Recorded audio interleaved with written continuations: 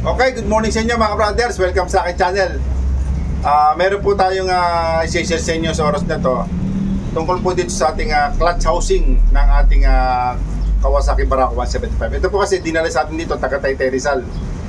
Ang problema ng motor niya, nung dinala po dito, maingay po yung kanyang clutch housing, lumalagutok. At saka po yung kanyang pinion gear ay bumubuyong.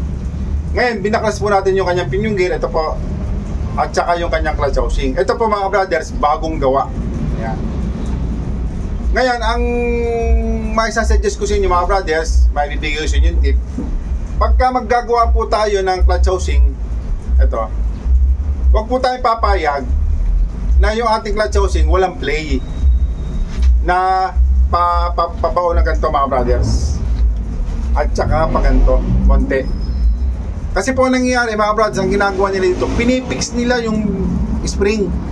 Kaya nangyayari yung ating clutch housing, pwersado, walang play.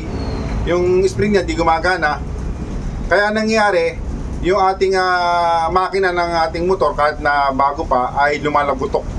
Sobrang ingay talaga. Kasi nga po yung kanyang clutch housing, ito po yung clutch housing mga brothers. Yung kanyang spring sa loob, ang ginagawa nila mga brothers, kung hindi nila pinapalitan ng spring na matitigas, ay binabaliktad nila ang spring at saka nilalagyan ng washer mga brothers.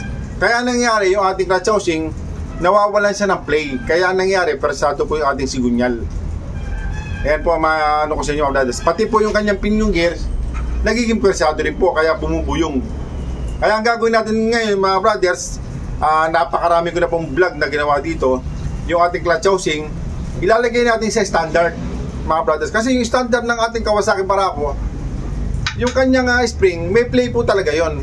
Meron siyang spring sa gitna, yung kanyang spring washer. Kailangan po yun mag-play. Pag ganito po ang play, no, palubog. Tapos yung kanyang spring, kailangan po nagpe-play. Yan po yung masasabi ko sa inyo mga brothers. Kasi karamihan, dinadala sa atin dito, laging ganun ang issue, laging ganun. Kasi nangyari po ngayon sa YouTube, may nag vlog sa YouTube ng clutch housing.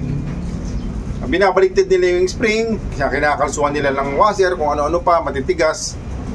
Ano nangyari? Naging yung clutch housing persado, walang play. Pati yung ating pinion gear apektado.